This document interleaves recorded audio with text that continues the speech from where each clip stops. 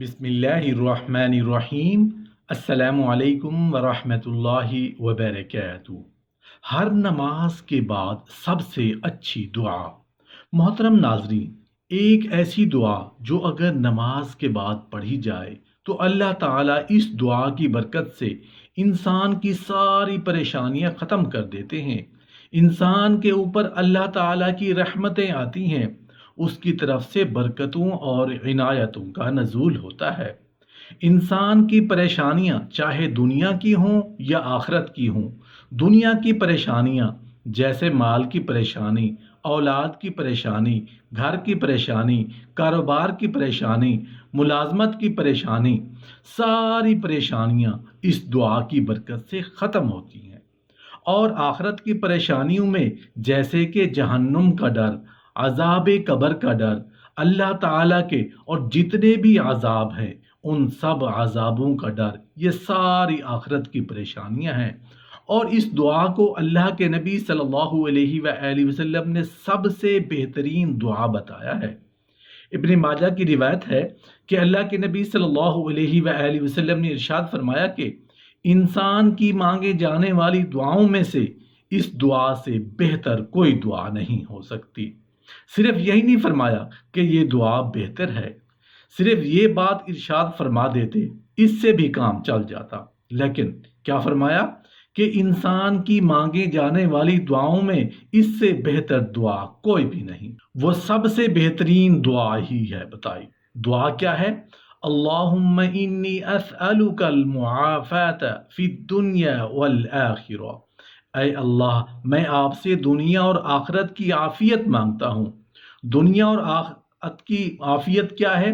دنیا کی عافیت یہ ہے کہ انسان کے اوپر اللہ تعالیٰ کی ذات کا پردہ ہو، انسان کسی کا محتاج نہ ہو، انسان کے رزق میں، عمر میں، اولاد میں، ہر چیز میں برکت ہو، یہ دنیا کی عافیت ہے۔ اور آخرت کی عافیت کیا ہے؟ کہ انسان جہنم سے بچ جائے اور جنت میں چلا جائے۔ آخرت میں اللہ تعالیٰ انسان سے راضی ہو جائے، یہ آخرت کی عافیت ہے۔ اس دعا میں دونوں طرح کی عافیتیں ہیں۔ اگر آپ ہر نماز کے بعد اس دعا کو پڑھ لیتے ہیں، چاہے وہ نماز فرض ہو، سنت ہو، واجب ہو یا نفل ہو، کوئی بھی نماز ہو، جب دعا کے لیے ہاتھ اٹھائیں تو درود پاک پڑھنے کے بعد اس دعا کو ایک مرتبہ کم از کم پڑھ لیں۔ اس سے زیادہ جتنی بار پڑھیں گے فائدہ ہوگا، لیکن ایک بار ضرور پڑھیں۔ یہ دعا آپ صلی اللہ علیہ وآلہ وسلم نے بتائی، اور جو دعا آپ صلی اللہ علیہ وآلہ وسلم نے خود بتائیں ان میں سب سے زیادہ خیر ہے۔ تو ہر نماز کے بعد جب بھی دعا کے لیے ہاتھ اٹھائیں تو اس دعا کو ضرور پڑھیں۔ حضرت زکریا علیہ السلام کا واقعہ سب کو معلوم ہے کہ انہیں بیٹا مانگنے کی ضرورت پڑی تاکہ ان کی نبوت کا مشن آگے چلے اور بڑھے، تو اللہ تعالیٰ سے بیٹا مانگا۔ کس طرح مانگا؟ اس مانگنے کو حق تعالیٰ نے قرآن کریم کی سورہ مریم میں نقل فرمایا۔ دراصل مانگنا بھی ہر کسی کا کام نہیں، مانگنے کا ڈھنگ بھی حقیقتاً انبیاء کو ہی آتا ہے۔ زکریا علیہ السلام نے بیٹے کو اس ڈھنگ سے مانگا کہ رحمت خداوندی جوش میں آئی۔ فرمایا یعنی اس وقت کو یاد کرو جبکہ حضرت زکریا علیہ السلام نے چپ کے اپنے دل میں اللہ تعالیٰ سے مانگنا شروع کیا اور چھپی آواز میں اولاد طلب کی، جس کو وہ سنتے تھے اور ان کا اللہ سنتا تھا، کسی دوسرے کو اس کی خبر تک نہیں ہوتی تھی۔ معلوم ہوا کہ مانگنے کا پہلا ادب تو یہ ہے کہ آدمی چھپ کر آہستہ آہستہ آواز میں اللہ سے دعا مانگے، اور جو کچھ اپنے رب سے مانگ رہے ہیں اس کا ذکر کسی سے مت کریں۔ بحیثیت مسلمان ہم لوگ مختلف اوقات میں جو مختلف دعائیں کرتے ہیں، اکثر ہمارا شکوہ ہوتا ہے کہ ہم دعائیں تو کرتے ہیں لیکن اللہ پاک کی ذات ہماری وہ دعائیں قبول نہیں کرتی۔ حقیقت یہ ہے کہ ہمیں دعا مانگنے کا صحیح طریقہ ہی معلوم نہیں ہوتا۔ اللہ پاک بہت بڑی اور عظیم ہستی ہے، اس سے دعا مانگنے کے کچھ آداب، کچھ طریقے ہوتے ہیں۔ رسول اللہ صلی اللہ علیہ وآلہ وسلم نے بار بار دعا مانگنے کے طریقے بتائے ہیں، لیکن ہم میں سے بہت سے لوگ وہ دعا مانگنے کے طریقے جانتے ہی نہیں ہیں۔ دعا مانگنے کا سب سے بہتر اور سب سے افضل اور اعلیٰ طریقہ کون سا ہے؟ سب سے پہلے بسم اللہ الرحمن الرحیم پڑھ کر دعا مانگنا شروع کریں۔ دعا مانگیں لیکن اپنے رب کائنات کی رحمتوں کا، اس کے فضل، اس کی رحمت، اس کی دانائی کا شکریہ ادا نہیں کیا تو پھر کیا دعا مانگی؟ سب سے پہلے اپنے رب کی وحدانیت کا ذکر کریں۔ اس کے لیے سب سے پہلے آسان ترین طریقہ اور سب سے چھوٹا طریقہ قل هو اللہ احد اللہ الصمد لم یلد ولم یولد ولم یکن له کفوا احد۔ اس صورت کے اندر سب کچھ موجود ہے۔ اللہ تعالیٰ کی حکمت و وحدانیت، دانائی، رحمت، سب سے پہلے یہ صورت پڑھیں۔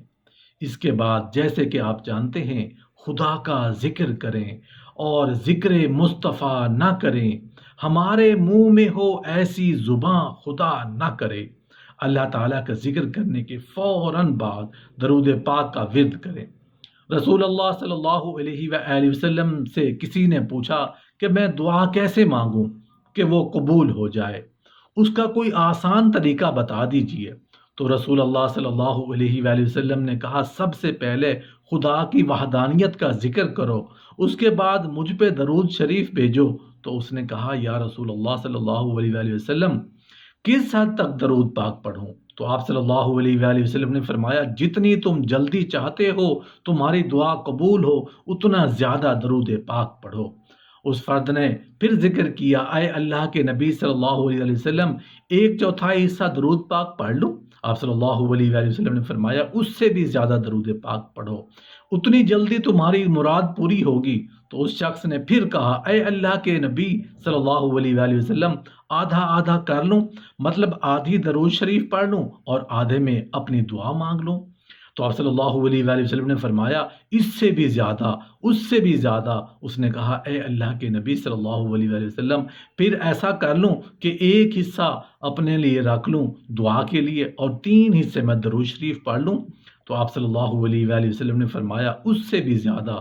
تو جیسے کہ انسان خود غرض ہوتا ہے، اس نے کہا اے اللہ کے نبی صلی اللہ علیہ وآلہ وسلم پھر میری دعاؤں کا وقت کہاں جائے گا؟